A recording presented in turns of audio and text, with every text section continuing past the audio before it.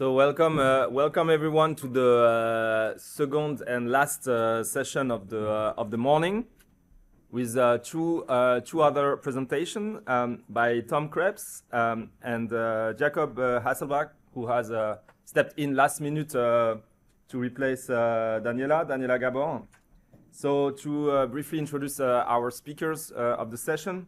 Tom is a professor of economics and director of the Center for Transformation Research at the University of Mannheim in Germany. And before joining Mannheim, he was a faculty at Brown, Columbia, and the University of Illinois. In his research, he studies the effect of economic crisis and economic policies on growth, inequality, and well-being. And together with Isabella Weber, he has argued that the recent rise of far-right in Europe and in the US has been driven by neoliberal policies of center-left government. So Tom today will talk about price control to implement green transformation policy based on joint work with Isabella Weber. And Jakob is an associate professor at CBS, Copenhagen Business School. His research is broadly concerned with the political economy of sustainability transition, and his current areas of work include green economic planning, expertise in decarbonization, anti-plastic organizing, and the politics of growth in the global economy. And Jakob's presentation will be about the green economic planning as directed entanglement, and that's also a joint effort together with Cornel, who is sitting just here, and Matthias Larsen. So Tom, the floor is yours for 30 minutes, and I'll keep the time.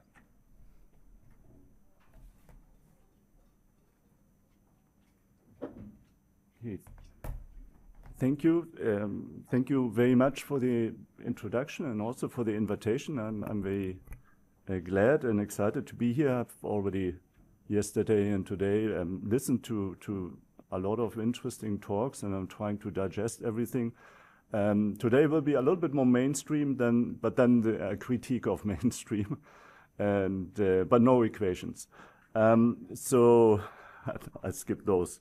And I will discuss a little bit very briefly some political implications, but it is about green state planning. So in a sense, I'll be more concrete, and I think the next talk will be more general, so we might have switched, but anyway, I'll start with the more concrete. So I think there is some consensus that green state planning undercut capitalism, so in a mixed system of where we still have markets, but some active state, green state planning is sort of essential, otherwise for the green transformation. Yeah, otherwise, for a successful green transformation. I always remind people we could also transform by just reducing production to zero, of course, no emission. That's not what we want. I'm exaggerating, of course, but just to make the point. Successful means somehow that people have a good job and well-being is high. Whether that leads to more growth is a different issue for me. And I think there is also some consensus that green industrial policy is sort of a central pillar of state planning in a mixed system. So, and that's what I want to talk about, green industrial policy. So that's my heading. There's probably less consensus what it means. And I'll put up a couple of claims or theses.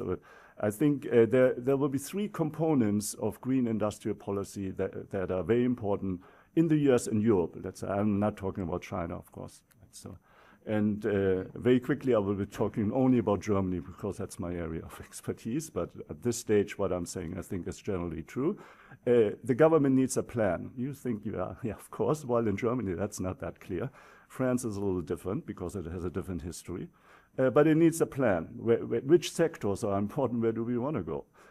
Secondly, I think in strategic price controls, not everywhere, in certain areas, and in particular energy price controls are an essential ingredient. And this is what I want to talk about today. That's the reason why the title, price controls and energy price controls.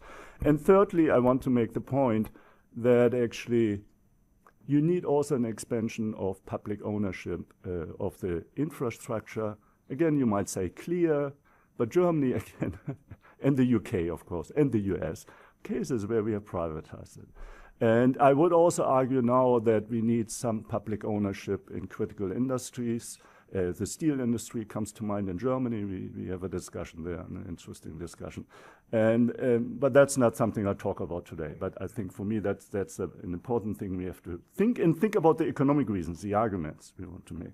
So this is where I want to go. These are bold claims.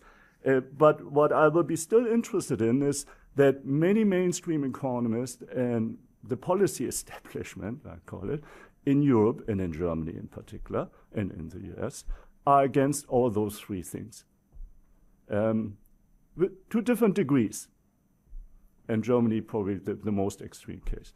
Germany, you don't want planning. Why? The market knows best, right? If you have that philosophy, it's consistent to say we don't need a plan.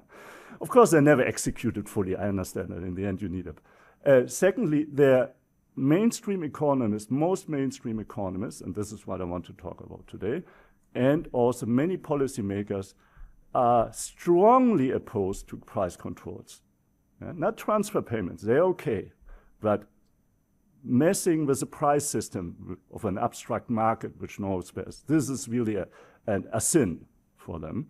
And I will talk about this a lot during the energy crisis, which was sort of an eye-opening experience for me.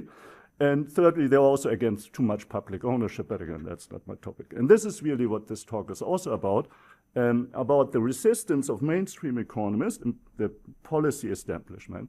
And I call it a market, or I'm not the first to call it market fundamentalism. Yeah, I could call it sort of a neoliberal bent, but market fundamentalism. A naive belief that an abstract market knows best and will allocate resources efficiently. And this type of market fundamentalism has already caused a lot of damage in the last few years in Europe and in the US. But I will focus on Europe and in particular Germany. And it has also, that's our further claim, given rise driven the recent, not explaining everything, the recent rise of the far right in Germany.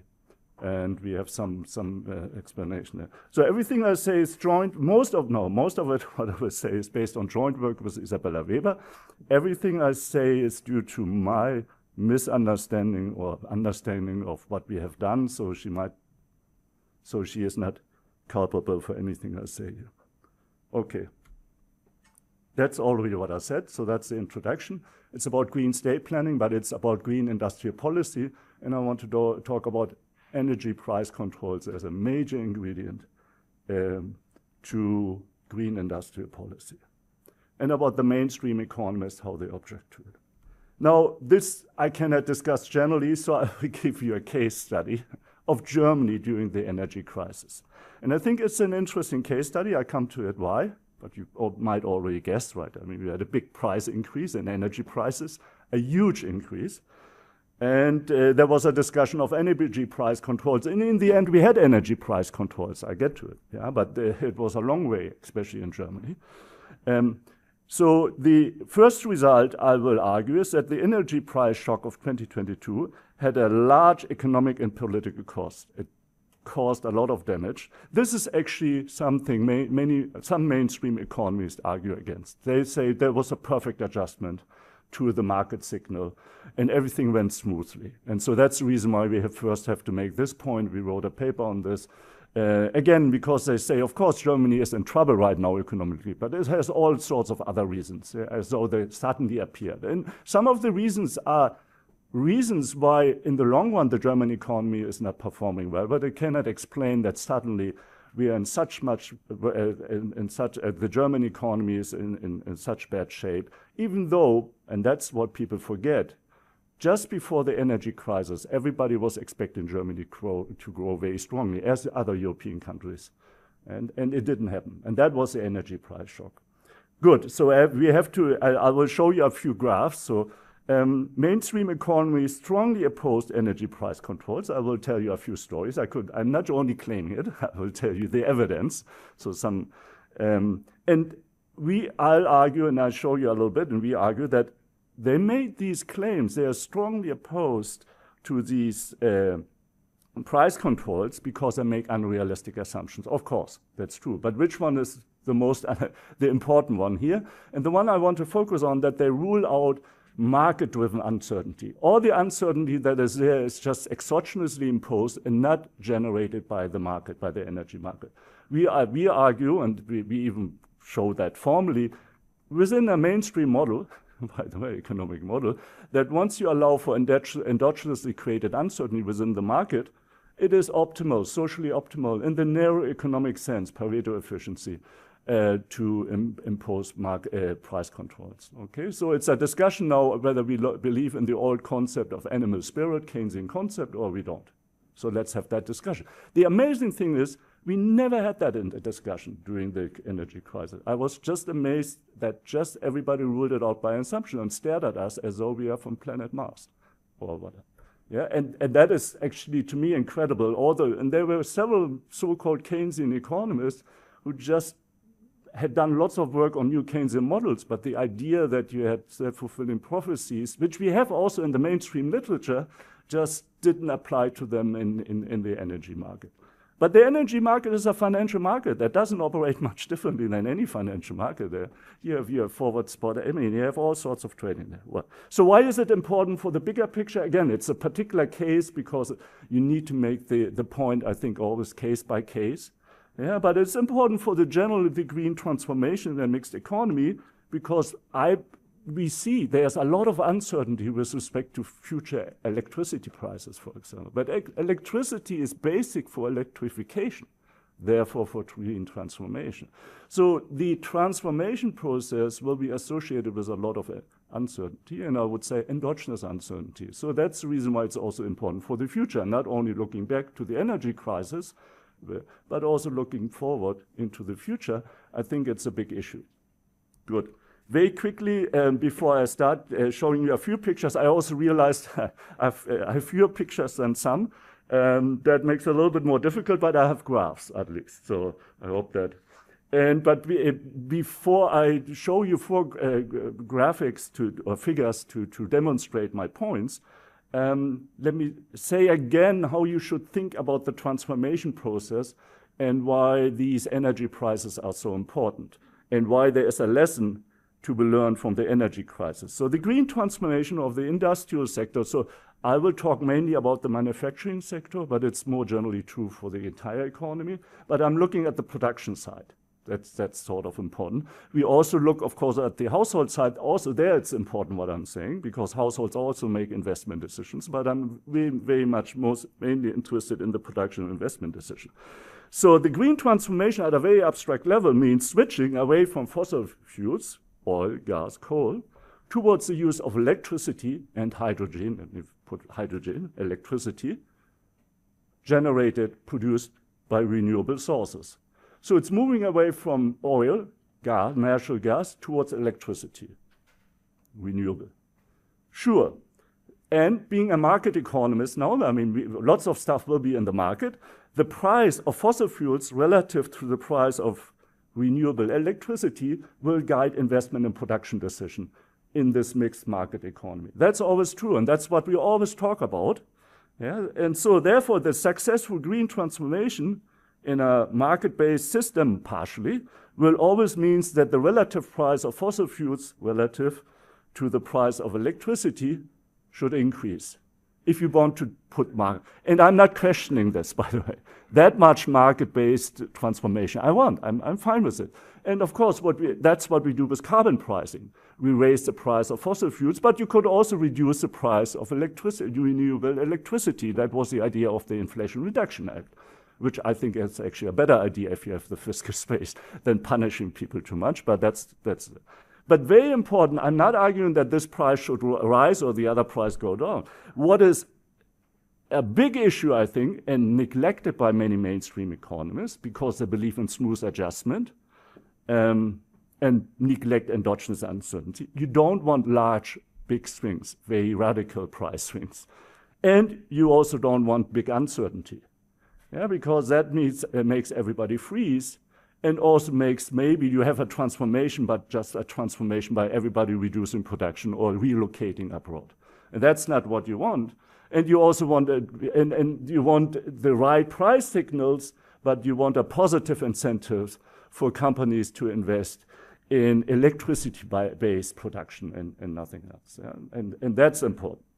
And that's why the energy crisis is such a good experiment. It's an experiment where we increase the price of natural gas by a factor of 10 or 15 within a few months.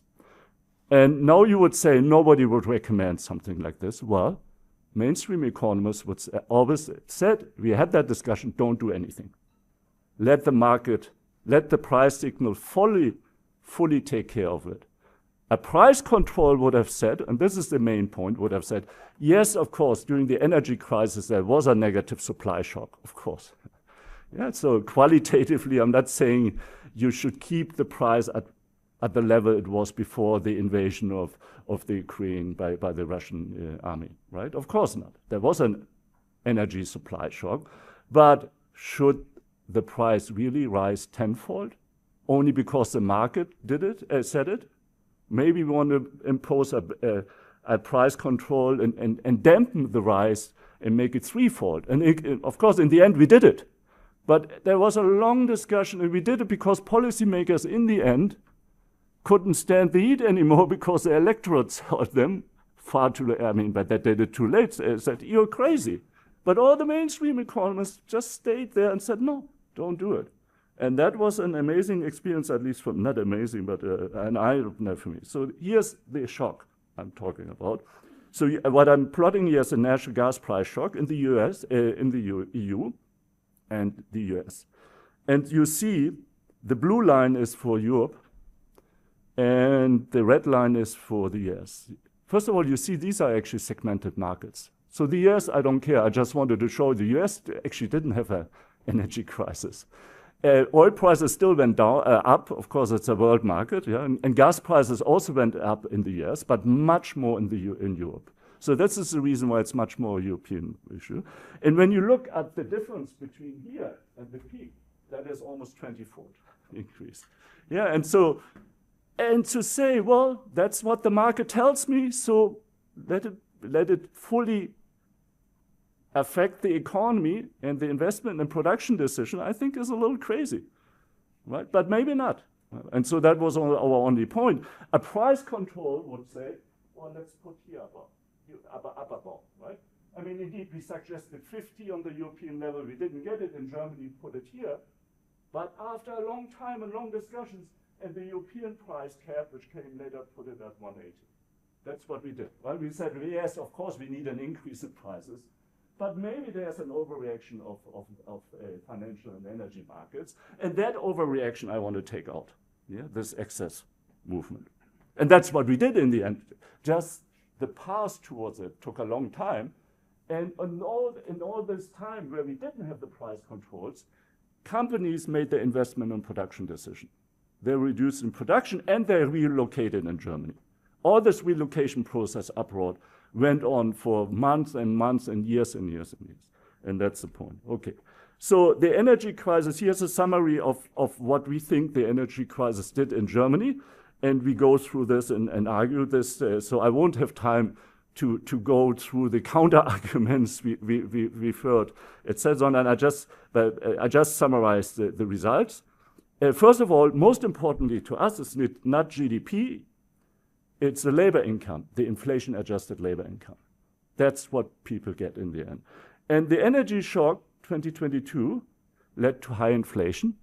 This is actually consensus, even among mainstream economists in Europe, that most of the inflation we've seen in 2022 and 2023 was driven by the energy price shock. This was the origin. And this, in combination with sticky wages, of course, sticky nominal wages, gave rise to real wage losses. In Germany, in 2022, the highest real wage loss in history since World War II. That's what people forget, yes. In terms of real wages, it was the biggest recession we ever had. Nobody talks about it. And then you wonder why people get upset? I don't know. Okay. With the exception, by the way, East Germany in 1999, which obviously was a special situation. But if we compare the situation to East Germany in 1999, we know what we are talking about. A huge disruption, a huge disruption. But we also argue the short-run GDP there was a loss of short-run GDP in the short run that is comparable to the loss during the COVID-19 crisis or during the financial crisis in Germany. I'll tell you in a minute how. Because we didn't have a big drop in production, but that doesn't mean that you don't have a loss relative to what could have been. And in the long run, we argue that there's clear evidence now that the energy shock 2022, in conjunction, of course, with policy mistakes, caused long-run damage to the German economy, in particular the German industrial sector. This is sort of a hysteresis effect. And the political cause, the recent rise of the far-right alternative for Germany, was mainly driven by economic policy mistakes that originated in neoliberal ideology of mainstream economists, meaning preventing the energy price controls plus fiscal austerity, I have to say. Also, the fiscal position in Germany in 2023 was ridiculous. Sort of fiscal tightening during the crisis. But again, because mainstream economists said there is no crisis and everything went smoothly, that's also a little bit of a neoliberal flavor. Okay, 4 graphics to summarize. That's the summary of what happened in Germany. And 4 graphics to show you this again. If you look at the real wage losses, here I'm plotting the real wage annual, starting 1950. You see a lot of real wage growth, of course. And this bar here, the -4%. This was the energy crisis. By the way, the financial crisis, you barely see here. There was almost no real wage loss in Germany. Again, the US was still, so it wasn't even a crisis. And then this is COVID-19. So you see. Here's the short-run GDP loss. So what you see here now, I'm switching a lot the time horizon. So now I'm looking at 2022 in quarterly changes, the quarterly GDP, not changes. The blue line is actual GDP. And the blue line led many economists to conclude there was no recession in Germany. By the way, we already updated it in the last few months. It actually went down. So anyway, that also happens sometimes. After a few years, the statistical agency, we tend to forget, actually revises quite a bit, especially in crisis, these data. Now they look worse, but I left them. Because my point is different. You can't just conclude from the actual GDP, 10 minutes? Yeah, okay. You can't just conclude from the actual GDP that the energy crisis had no impact on GDP, because you have to compare it to the hypothetical scenario in which there's no energy crisis. And for this, we take all the forecasts just before the energy crisis. And what everybody was expecting after the COVID-19 crisis, that there would be a strong recovery in Germany. A strong recovery, and that's the red line. And so the loss of GDP due to the energy shock, of course, this is all the direct and indirect effects, plus the policy response. I understand that. I should actually decompose everything. But if I sum it all up, the difference between the red line and blue line should actually be the GDP loss associated with the energy crisis. And that's what you see, and that's 4%. And if I do the same for the financial crisis in Germany, it was 5%, and for the COVID-19 crisis, it was 3.5%. So it's all the same order of magnitude. So even in the short run, and if you look at the long-run misery of the German economy, this plot is always very nice. Now I'm plotting GDP, but starting in 2010, right after the financial crisis. The blue line is, again, actual GDP. The red line now is not a forecast, but the best trend between the 9 years before COVID-19, the best trend between 2010 and 2019. And it's a line, you can make it more sophisticated, moving it around a little bit. Using a lot of econometrics, you won't get a different answer. You see there's a huge gap now between the red line and the blue line. And we argue a big part of the huge gap is also the energy price shock and the bad policy response to the policy shock. By the way, the difference is by now 10%.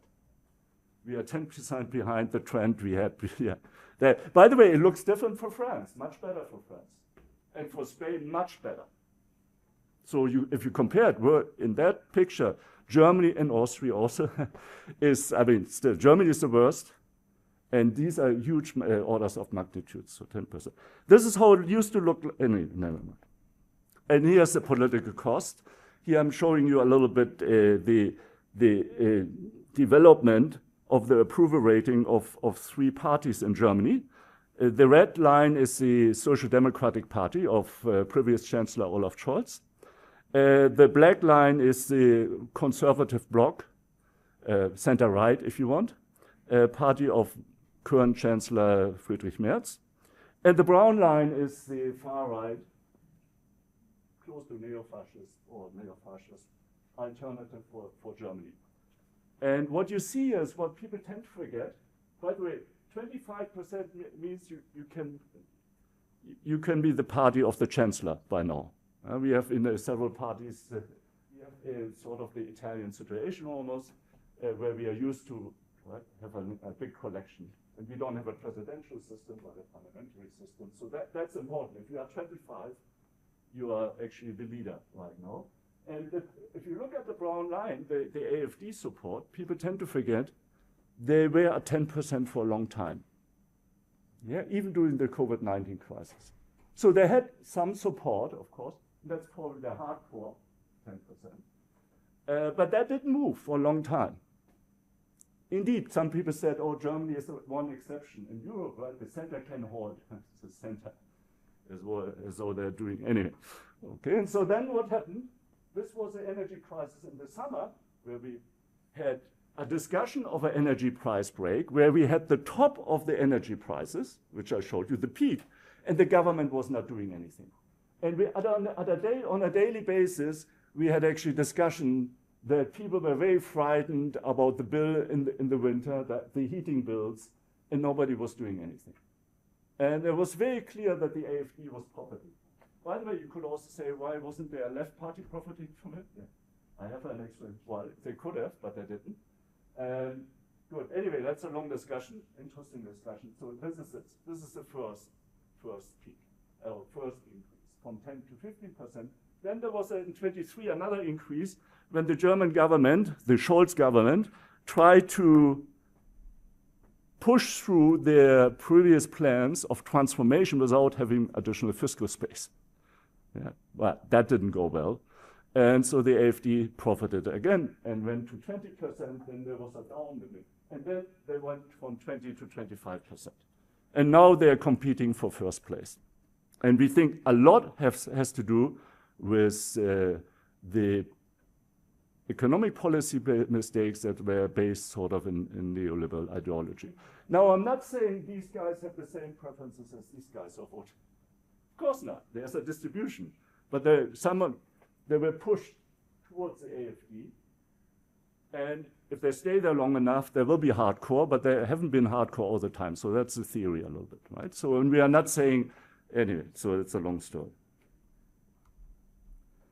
Okay, so since I only have 5 minutes, let me give you a little evidence of the opposition. I won't get through this. Maybe I can just 2 minutes more, but then opposition of mainstream economists to price controls, because you might think I'm building up a straw man, right? If I say mainstream, most mainstream economists I talk to at a very national level, and I'm probably also a mainstream economist, when we talk to each other over lunch, we are very reasonable. But in a public debate, everything changes. This is my experience. So, and just to tell you that this is not only a German thing, so there are some crazy Germans, but this was actually an international thing. During the energy crisis, the University of Chicago in June had a survey of leading academic economic experts, a couple of Nobel Prize winners, but many, I mean, all names known in the literature at least, and some also known for policy. And of the 30, only one said we should use energy price controls to tame inflation. And the answers are also very revealing. So I'm giving you some. One answer was, well, that's a biblical, so it's a quasi-religious belief. Thou shalt not manipulate market prices, right? That's religion. Because of, of course, he was playing on that, right?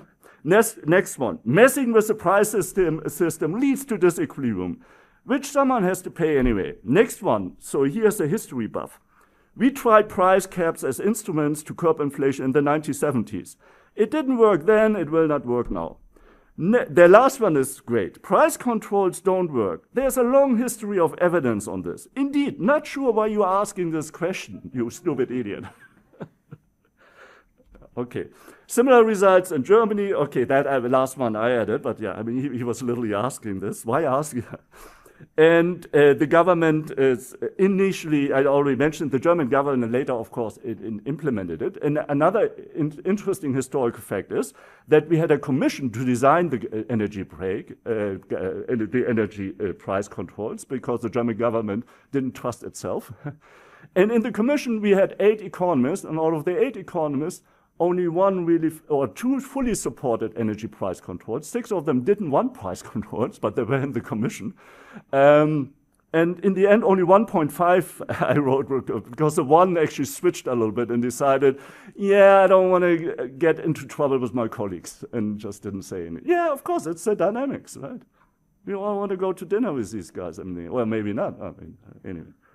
And by the way, this is very common in Germany. I'm sitting on the Minimum Wage Commission. I'm a member of the Minimum Wage Commission. I sit there, of course, I mean, we are 2 academics and 6 people, and we decide actually, more or less. We give a recommendation, different from France. Actually, whatever we recommend is being done, except it was a.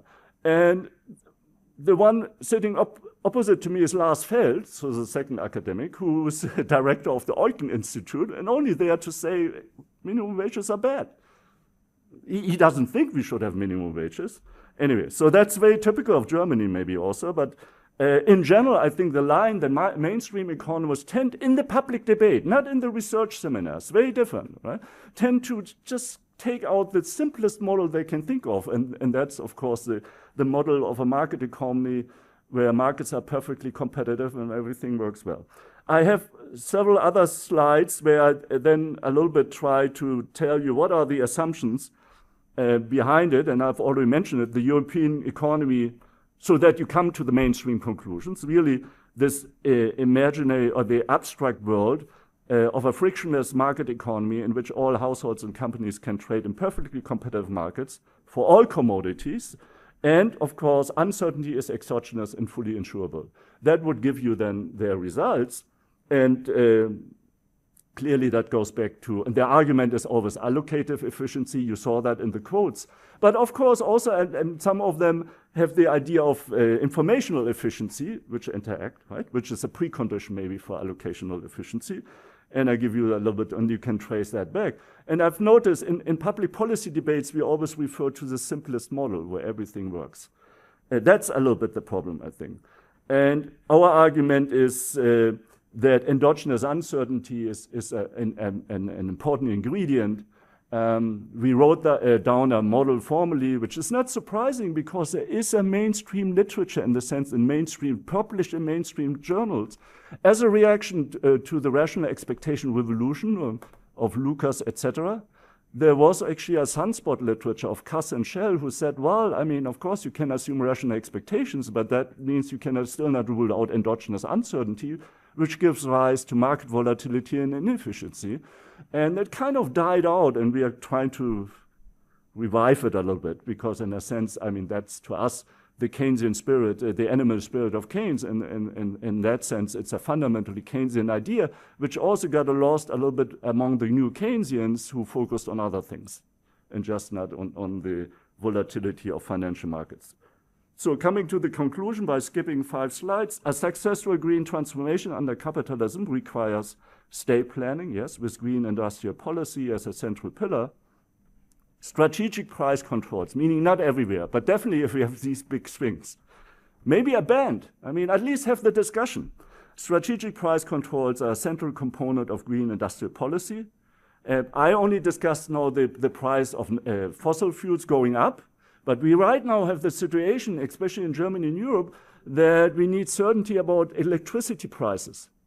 We are not getting there. By the way, the French would be happy if the Germans finally did that, because intuitively they just do things like the years, but we are not getting there. We are discussing this for the last 3 years, and we are not getting it. And my point is always, I don't even want to subsidize so much electricity prices in Germany, even though they're highest, they are the highest in everywhere.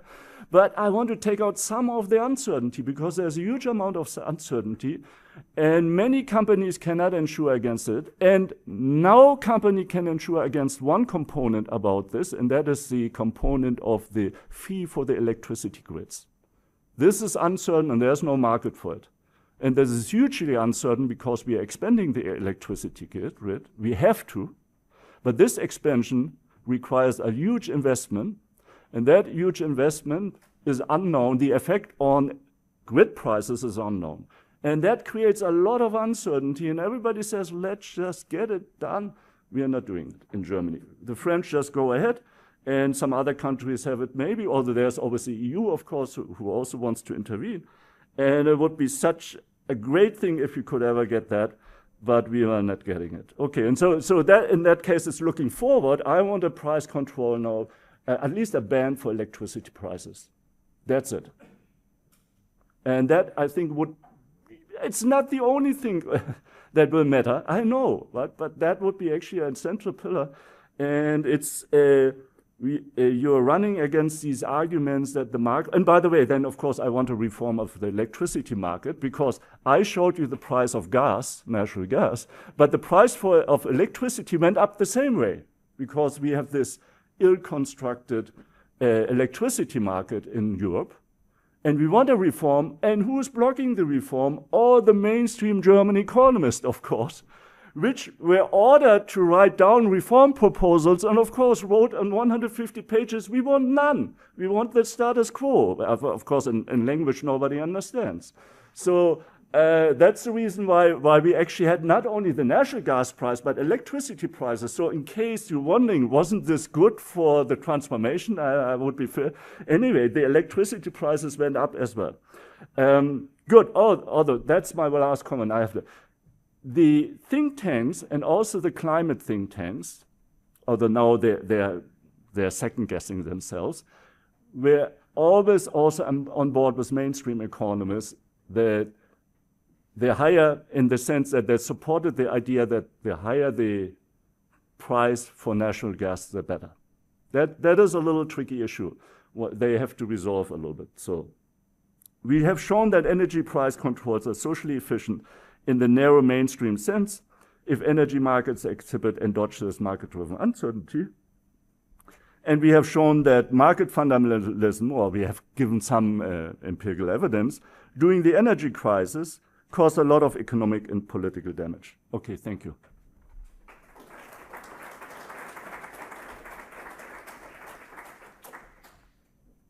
Thank you, Tom. Jakob, the floor.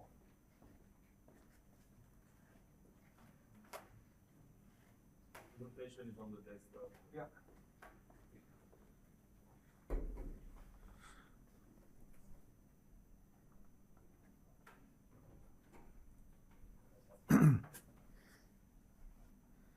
Okay, so hi everyone. Thank you very much for the opportunity to present some work here today. I think no one is more disappointed than me that I'm not Daniela Gabor. I would have loved for her to be here too, but I will still say thank you and try to make the most of this opportunity to talk through some recent working paper that I've been developing together with Cornel Bahn, who's here, and also our colleague Matthias Larsen, who's now at LSE. So what we're presenting is an attempt to do a comparative sort of cross-country analysis of 3 different case studies of green economic planning systems. And we're trying to deliver some of this, what we feel is there's a need for more comparative, in-depth research on different kinds of planning systems and how they've looked historically, and try to figure out what are the commonalities and what are the differences. So we're trying to deliver some of this, what Rasmik was also, I think, calling for yesterday, and when he was presenting France and China as 2 different planning systems, asking for more sort of structured analysis and comparison over time. So that's sort of the goal. We're going to approach this slowly, so I want to start to just give you a little bit of context.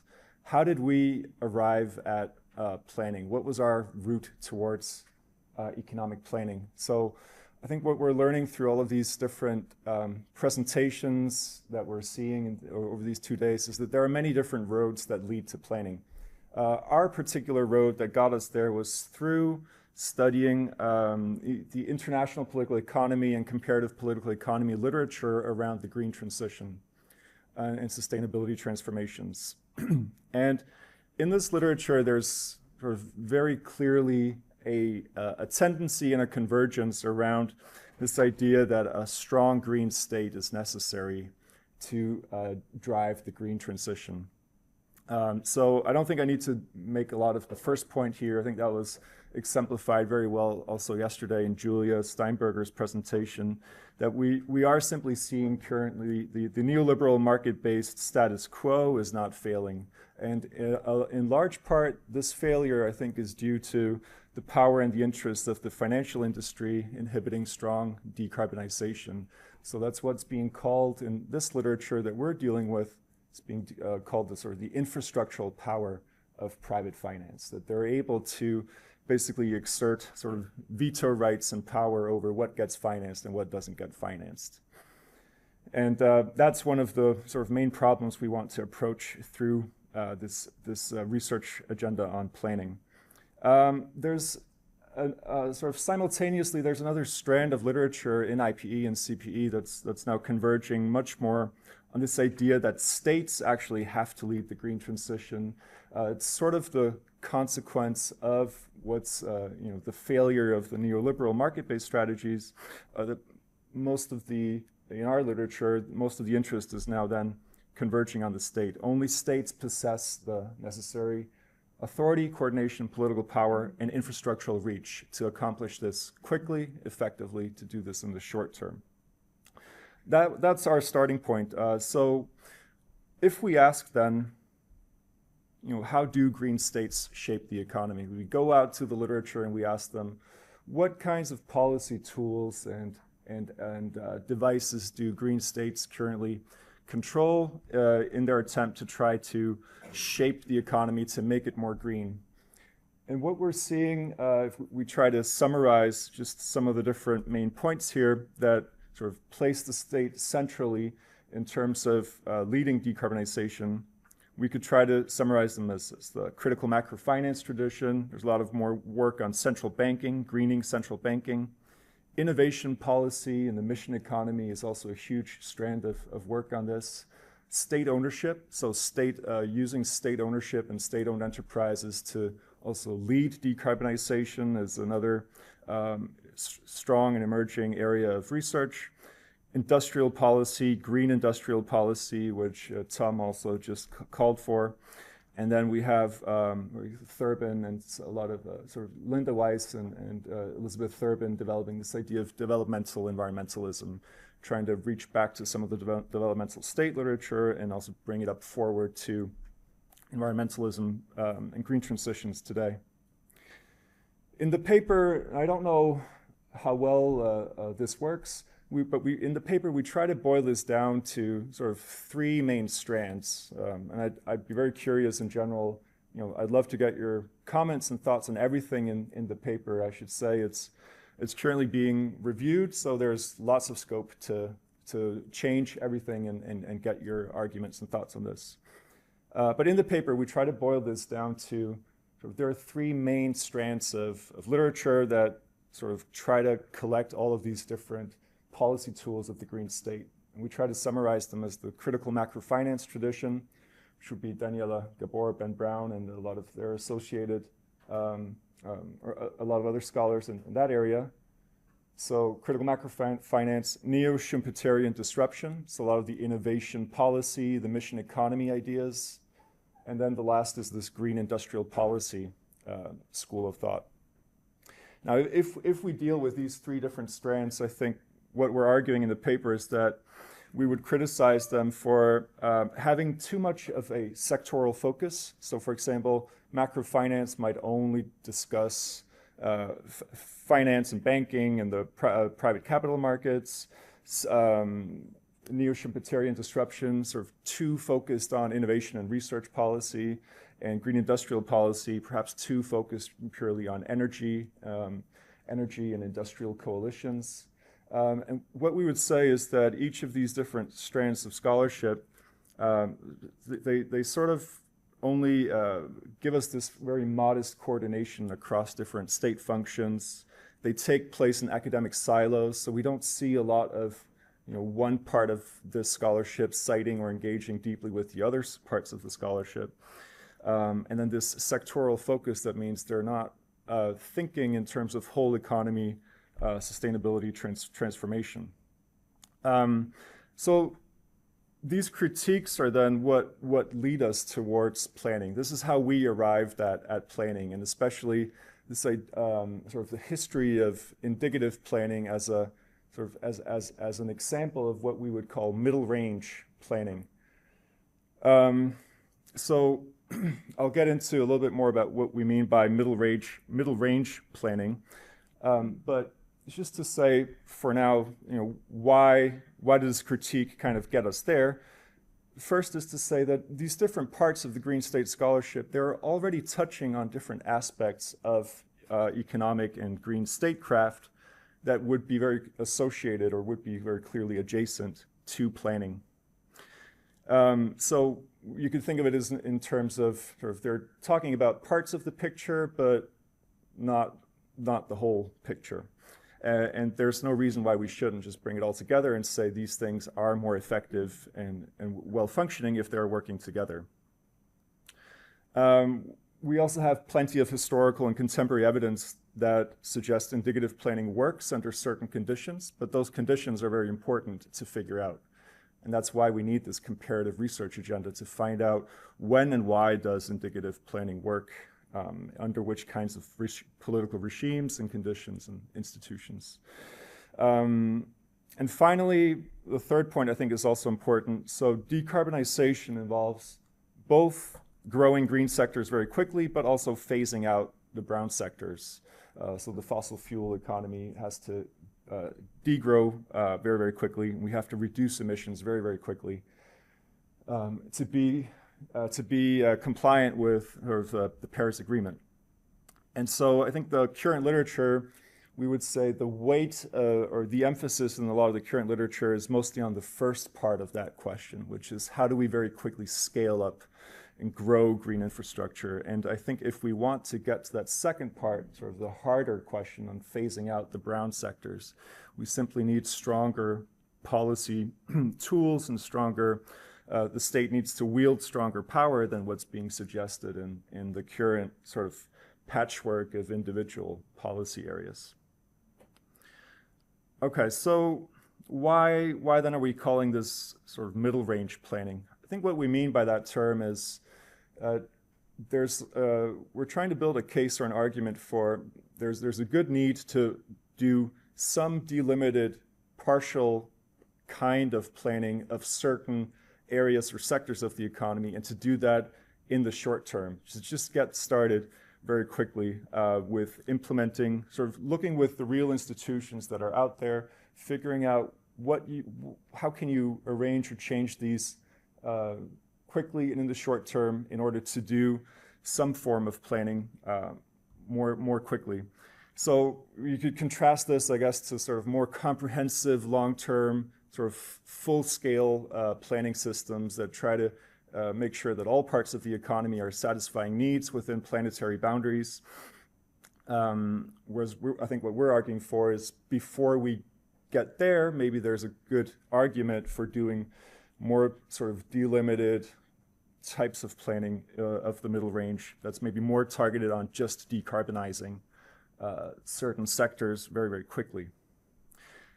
So this is kind of a sketch that we tried. This is not in the paper. This is something we were trying to talk through with Cornell actually yesterday, to try to sort of reflect on some of these thoughts that we're having in terms of how do these different planning regimes and climate policy regimes, how do they potentially fit together, and what are the broader politics of sort of decarbonizing or sustainability transformations of the current moment. And I think the way we think about it is that we all agree that the big problem right now is that this liberal capitalist de-risking the unsustainable status quo is not working. It's not working to decarbonize the economy quickly enough. It's largely due to having the private sector calling the shots, this infrastructural power of private finance blocking a lot of the more transformative sustainability initiatives. And I think what we want to get to long term is this idea of strong sustainability in a more fully democratized economy, satisfying needs within planetary boundaries, which we've heard a lot of presentations about this sort of more utopian world building, perhaps under the labels of more post-growth eco-socialism. I think a question for us that we could discuss, and I'm just throwing this out there, is that perhaps green indicative planning is something that helps us as a more immediate sort of short-term step to take the first sort of steps towards reforming what we have right now, to try to address more pressing, urgent sort of short-term needs, especially around decarbonization. So we're very we're very concerned also about the sort of time horizons of climate change, asking for very, very deep emission reductions within the next couple of years. And I guess something we could talk about is just the jump from what we have right now to post-growth eco-socialism.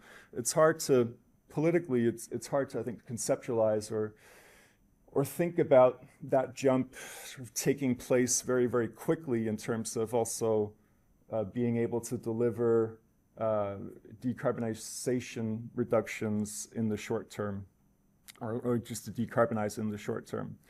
But it's something to discuss. But it's how we think about how maybe how to think about these different agendas as complementary, but maybe addressing sort of more delimited middle range needs versus more longer term sort of utopian visions, or what Rasmig yesterday was calling sort of the difference between realist institution building and more utopian institution building, and seeing those as complementary.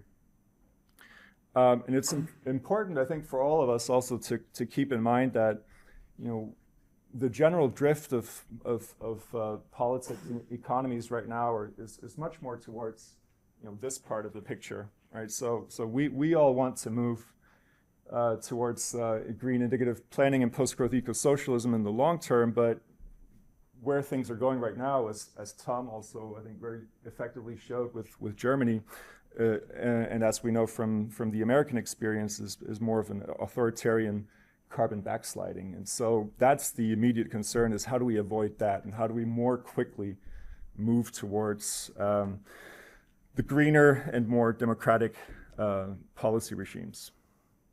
Okay, but that's something it'd be interesting to discuss a little bit later. So indicative planning. So I guess on this slide, what we're talking about is that there are many different types of planning regimes, but if we just zoom in on indicative planning, it's also important to realize that just within this more limited range of economic planning, there's also a great amount of variety. There are many different ways that countries historically built and achieved planning regimes, even within this more indicative type. So here we're drawing on an old paper from Estrin and Holmes, 1990, on indicative planning in developed economies, which we'd recommend to anyone who's interested in indicative planning. And what they basically show is that if you look historically at the planning experience from the 50s to the 80s, you find both sort of very highly indicative, more informational types of planning, where the institutions are more directed towards providing voluntary information, and there's very little financial coercion. So these are the most lightest touch sort of versions of planning. And then even within indicative planning, you get to also the more dirigist indicative planning types, where plan figures are more forecasts than targets. You have more state ownership. You have more interventionist credit policy, and that would be most strongly exemplified by the French indicative planning experience, for example. But it's just to say that, when we talk about indicative planning, it is important to keep in mind that there is also this range of ways of achieving it that has worked across very different types of systems. And we simply need more comparative work to figure out how this has been achieved under different conditions. What the figures, I think, also show is, well, I don't want to get into causal arguments about whether the planning sort of causes growth or planning is allowed because there's growth. I'd not want to get into that right now, but it's just worth, I think, noting here that at least the planned economies were performing over this time span better, or at least as well, or probably better than a lot of the unplanned economies, according to this research. And I think there's another important takeaway from historical studies of indicative planning is that it also challenges some of our preconceptions around capitalism and planning under or planning within capitalism, in the sense that we're quite quick to assume that the capitalists or industrialists don't want planning. Whereas what we've, I think, see from a lot of these experiences with indicative planning is that the capitalist or industrialist organizations were very, very keen often to integrate themselves into the planning process, especially for these three reasons that we see up here: information pooling, macroeconomic expectation management, and planning and policy coordination. So it's not to say that these were not contested or very heavily political processes, but it's also, I think, to balance a little bit out those claims that planning is completely sort of unattractive to industrialists and to capitalism, which could have sort of strategic political repercussions for how we approach or planning politically or more strategically. But especially, for example, in the French experience, information pooling was very important in the sense that participating in the planning process gave French firms better access to information than the price mechanism or than their own information sourcing was able to deliver. So they're willingly participate because you simply get better information in order to guide your investment decisions. And those investment decisions also become less uncertain and more secure when you also are helping or collaborating with monetary and political authorities for macroeconomic expectations, knowing that you'll be able to have these loan and credit rates and on these terms for this amount of time. A lot of, one of the main things that capitalist firms really hate is they hate uncertainty, they want control, they want predictability. Okay, all right, I think we have to speed up a little bit. How much time do I have? 10 minutes? Okay, so that was a lot of background information on how we approach planning, why we think indicative planning is interesting to look at in the context of the green transition. Now, what do we actually figure out when we get to the case studies? Looking through the different studies that we wanted to do here. So, okay, so we wanted to try to do more of a structured comparison of France, Denmark, and China at these different time periods. And I think there's probably going to be some backlash around, what are we calling green or what are we calling democratic up here?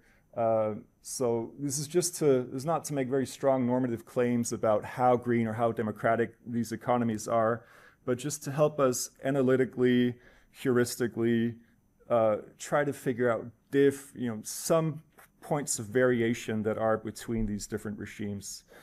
And the strategy of having these three different cases analyzed sort of next to each other is that none of them on their own completely exemplify sort of the green economic or green indicative planning that we're looking for. But if you take parts of them and you take the best parts of each of them and you latch them together, then a more democratic and more green fully intersectoral indicative planning regime becomes possible to conceptualize. So it's sort of, they're each providing parts of the picture. We put them together, maybe something will emerge out of that. And the heart of the paper is really trying to put together a analytical framework that would allow us to look at planning and compare planning across these 3 different case studies using the same kinds of terms that travel, that have enough flexibility to travel across these different political regime types and these different time periods. So this is, by necessity, this is a kind of a rough sketch of how you could conceptualize the planning system comparatively across these different case studies. But the strength is that it's very parsimonious and has that ease of sort of applicability across different cases. So planning, indicative planning as we conceptualize it in the case studies, is just inputs, processes, outputs. Inputs, you have variation in political regime types. In our case studies, we have more democratic versions of planning, or more democratic political regimes, more authoritarian political regimes. The planning directors are also important to point out or indicate. So these are the main bodies, agencies, ministries, or committees that are tasked with the original formulation of the plan. And then the formulation of plans also derives very heavily on how information is sourced, where we also identify different approaches towards doing that. More top-down, centralized, sort of state-led ways of sourcing information, more bottom-up, where it really comes from the township or municipal levels and then sort of percolates upwards towards the main planner. Then middle out, which is something in between those 2. The planning process then is, okay, so once the first plans are formulated or drafted, then you can distinguish between political processes and technical processes whereby the plans develop and change over time. The political processes are made to ensure that plans become legitimate, that they're accepted, that they're seen as having a mandate. And the technical process is where expert bodies ensure credibility. So all of the expertise that has to go into each parts of the planning process to make sure that what's being asked for is not too ambitious and it is realistic. In terms of planning outputs, this is also an important part of the paper because you ask, how do these plans then intervene and change the economy? What is it they do to shape the economy? And this is kind of where we solve the problem of this academic silos or patchwork approaches from the current literature. You say the plans, as we understand them, are simply about ensuring that there's coherence and synergy between these 3 main dimensions. The monetary financial dimension, which is regulating the credit environment, and the financial environment.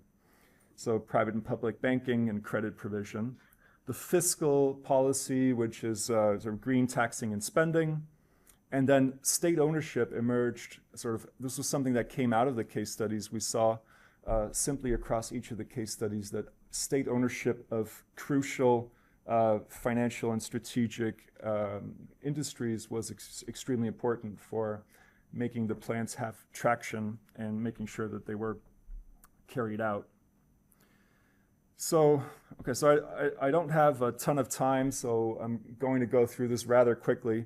But there's also not much I think I have to add here, assuming you all heard Basmik's presentation yesterday about French indicative planning.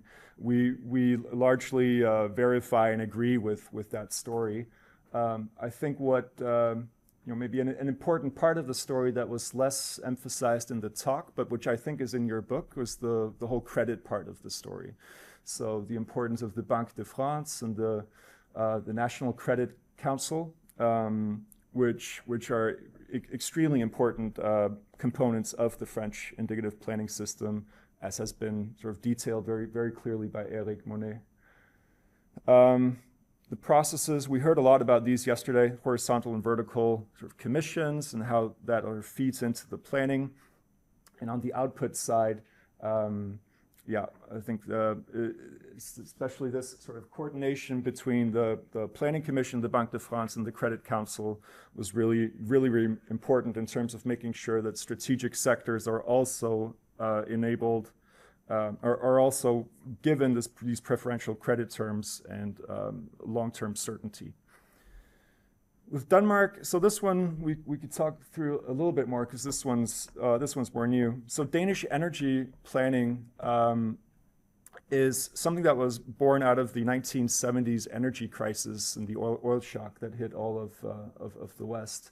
And Denmark at this point in time realized that we are simply too vulnerable to supply shocks when it comes to fossil fuels. And interestingly, in Denmark, the response to that was we need to develop nationally renewable energy competencies, both in manufacturing and in energy provision very, very quickly. This process was led through the Danish Ministry of Energy, Climate and Utilities. So interestingly, in Denmark, this ministry combines all three of these priorities together within the same ministerial body: energy, climate, and utilities, which would create these decarbonization plans, very heavily supported by the technical body, the Energy Agency within the Ministry of Energy. This is where long-term policies, models, and scenarios were tested and consulted. In terms of processes, the Danish Climate Council is a more recent addition to that system, but is a very important addition. It's something we got with the Danish climate laws of 2019 and 2020, I think, whose main task is simply to be climate watchdog and to make sure that the decarbonization plans live up to Danish climate commitments that are enshrined in law. And they also carry out very heavy sort of surveillance, technical surveillance of the plan, and also large-scale public involvement. What you'll see at each of these steps is that this is a very democratic process in the sense that it's heavily consultative, and each of the bodies involved in the planning process carry out consultations. And the Danish, sort of the success, I think, of the Danish energy planning also rested very heavily on state ownership, but not so much over the credit environment. So the Danish state in this period never had the capacity to strongly discipline capital, as we saw in France and as we also see in China. But what they are able to do is they're able to leverage state ownership of utilities and cooperatively owned pension funds to provide tons of financing that would allow these national energy companies and manufacturers to scale up quickly. China, I'm going to skip because Cornell is going to talk a lot more about China in his presentation. So I think I'm also out of time. But this will be covered in a lot of detail by Cornell later. The key story here, I think, is also state-owned enterprises, state-owned finance, extremely important for giving these plans lots of traction and scale. So returning sort of to the analytical framework and trying to summarize across these three different case studies, we try to just boil down all of the details that we have in the paper into a couple of keywords that show us how these different cases both exemplify some variation between how planning works and how it's organized in each of the countries. But what it also reveals is some important points of commonality. So what are the things that have to be in place across each of these case studies? What is it that allows indicative planning to really function? And we're trying to capture that with this idea of directed entanglement, which is sort of a new sort of concept we're trying to put out there to help us think about what is it that makes indicative planning work. And the way we define it in the paper is that it sort of captures the capacity of the state to orchestrate investment, discipline capital, and coordinate closely with market actors while avoiding the gravitational pull of capture. And actually thinking back to Rosie's presentation this morning, this is probably something we could define very clearly in terms of it's an alignment and coordination between three different types of capacity.